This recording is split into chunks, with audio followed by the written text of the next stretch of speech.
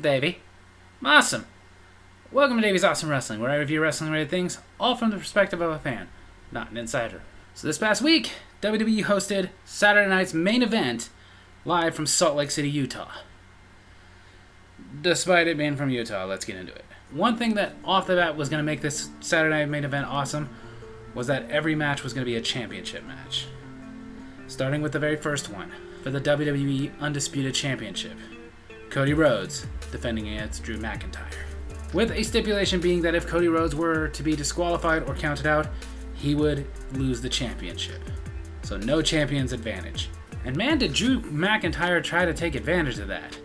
Constantly trying to get Cody Rhodes into situations where he would get disqualified, trying to get him to hit him with a belt and whatnot, or trying to get him counted out, like when he ran into him on the apron, sending him flying and into the announcer's table. But didn't work. Yet, still some controversy happened, as while the ref was down, Drew McIntyre grabbed the belt, and was clearly going to use it, but in a little tit for tat, Cody Rhodes used it, DDTing Drew McIntyre onto the belt, getting the crossroads as the referee got up, getting the pin, the win, and retaining his WWE Undisputed Championship. This match was really good. It was a good way to start the night. Give it a 4 out of 5. Yeah! Then for the WWE Women's Championship, Jade Cargill challenging Tiffany Stratton. Tiffany Stratton coming in from previous SmackDown, a little injured, little knee problem. Kind of like the last time I fought though, I didn't really care who was going to win, because I'm not a fan of Tiffany Stratton. I haven't been a fan of her title reign, and I am definitely not a fan of Jade Cargill either. The way that they overpush her just because she's big, strong. That's why many of us have nicknamed her Jade Goldberg. But now to the match itself. Gonna be objective here and still say that it was meh. Like I said, I didn't care who won, because no matter who won, I was like, either it's going to be the person I'm not enjoying their championship reign is going to continue, or somebody I really don't want to win the title is going to win the title. However, Tiffany Stratton has been champion for quite a while, had a lengthy title reign, and for her to lose the title this way was disrespectful. This was basically a Jade Goldberg squash match. Tiffany Stratton got in a little offense here and there, but not much. It wasn't very long, it wasn't very entertaining. It was basically just a standard match of Cargill dominating until she got the pin and the win, and is the new WWE Women's Champion. So not just the result, but the match overall in itself, I barely give it a 2 out of 5. Yeah. Then a triple threat for the WWE Intercontinental Championship, with Penta versus Rusev versus Dominic Mysterio.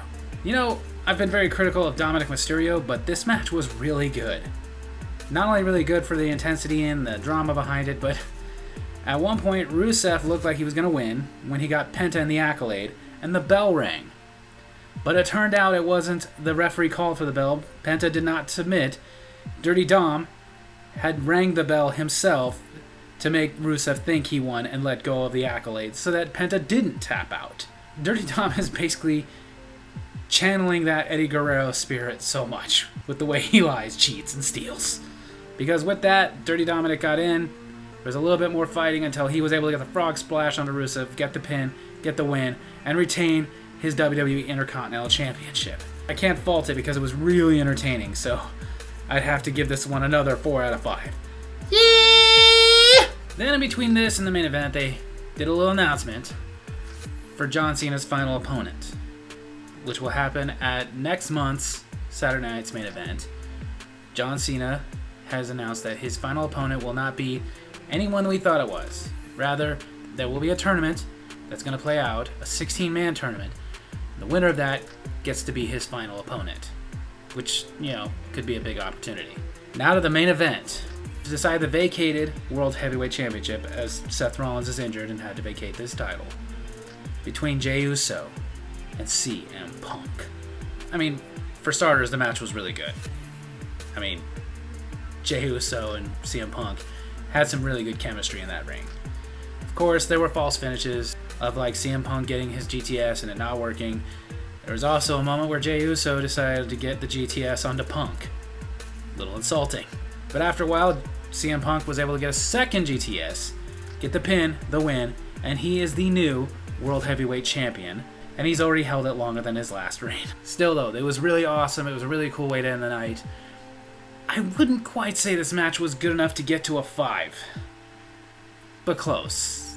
But I'd still only give it a very good, solid 4 out of 5. Yeah! So Saturday night's main event from Salt Lake City overall was a good show. I liked that this Saturday main event did not feel like something they were just doing just to do. No, this felt like this was important. Almost like a PLE. There were only 4 matches, but they were all 4 title matches. That's definitely important. And there were 2 new champions crowned. The first match, I will say this, what kind of lagged it a little bit was that this felt like this could just be the main event of Raw or SmackDown. Especially with the way it ended. But it was still really good and really entertaining. The only match that wasn't entertaining was a women's championship match. Because again, it was a squash match. And to have a squash match be a championship match like this is not the 1980s. We don't want that. It was disrespectful. Not to mention, it's what I don't like about Jade Cargill. She's okay. She's not wonderful. She's just a big powerhouse, and they overpush her. It's the same thing that AEW did, and I didn't like it. They want her to be a top person. Most of us aren't really on board with that. We don't care about her. So they're just going to shove her down our throats like they do with other people. And again, for Tiffany Stratton, as much as I'm not a big fan of hers, for her to end a great title reign like this was just messed up. In the Intercontinental Championship, I said it earlier, I've been very critical of Dominic Mysterio. I haven't been a huge fan of his, but I'm starting to come around to the guy. Because he's just such a natural heel. He is like an Eddie Guerrero heel. Cheating in ways that make you go like, well, that was messed up, but damn if that wasn't entertaining. And it was. And then the World Championship, Jey Uso, I love him doing this heel turn thing. I think maybe he will actually be a better heel champion than he was a face champion. And of course, with CM Punk winning the championship, that's always awesome. So it was a really good night, but there were no stellar matches. There were no 5s. There was only 3 4s and a 2, which did kind of hurt. However, did it hurt enough for me to bump it down a notch?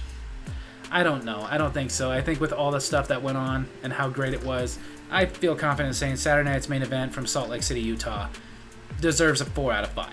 Yeah! So there you have it. That's my wrestling review this week. Hope you guys enjoyed it. And if you did, make sure to hit like, hit subscribe, hit the little bell so you get notifications when I post videos. Leave a comment, I can respond to you in my next comment corner. Tell me what you thought of Saturday night main event from Salt Lake City, Utah.